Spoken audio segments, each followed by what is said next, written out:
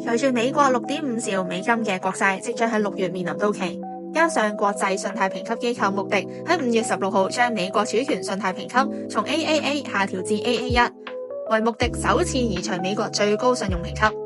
即使目前未有面臨技術性違約嘅實際風險啦，但係部分市場人士就對作為全球最大借款人嘅美國嘅信心動搖。